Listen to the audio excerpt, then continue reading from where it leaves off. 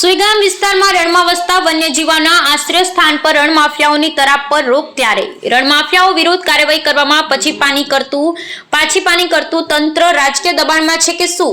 સેંકડો વન્ય પ્રાણી પક્ષીઓ માટેનું આશ્રિત રણ તંત્રના વાંકે ઔદ્યોગિકરણમાં ફેરવાઈ જશે કે શું? બનાસકાંઠાના પશ્ચિમે ભારત પાકિસ્તાનની સરહદે આવેલ નડાબેટનું રણ વન્યજીવોનો આશરો અને વિદેશી જળ પક્ષીઓનું હનીમૂન સ્થળ હવે ઔદ્યોગિકરણમાં ફેરવાઈ જવાનું આરે.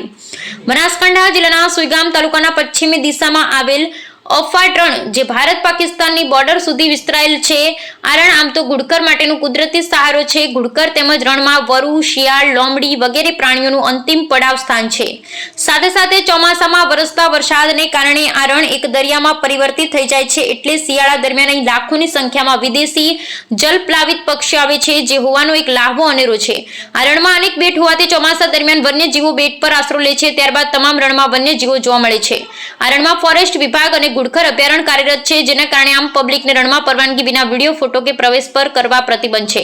પરંતુ જાણવા મળતી માહિતી મુજબ રાજકીય ઉથા હેઠળ અને રણ માફિયાઓ દ્વારા આ રણમાં મીઠું પકવવા માટે હજારો એકર જમીનમાં ગેરકાયદેસર રીતે કબજો કરી નડાબેટ વેટલેન્ડનું પાણી લેવામાં આવે છે, જેના લીધે ગુજરાતના સૌથી મોટા વેટલેન્ડ નેસ્તનાબૂદ થઈ જાય આ પ્રકારનું અમાનવીય કૃત્ય કરવામાં આવી રહ્યું છે, જેના કારણે વન્યજીવો અને શિયાળા દરમિયાન આવતા વિદેશી પક્ષીઓ માટેનું આ રણ હવે રણ માફિયાઓએ બાનમાં લીધું હોવાથી આરક્ષિત ઘુડખર અને સેંકડો વન્યજીવો સહિત અહીં શિયાળાના 4 મહિના માટે હનીમૂન મનાવવામાં આવતા વિદેશી પક્ષીઓનું પણ જીવન જોખમાઈ રહ્યું છે. જોકે આ બાબતને લઈ સુપ્રીમ કોર્ટ પણ ચિંતા કરી શું એ મોટો આધારે કાર્યવાહી કરવામાં આવે તેમ જણાવ્યું છે.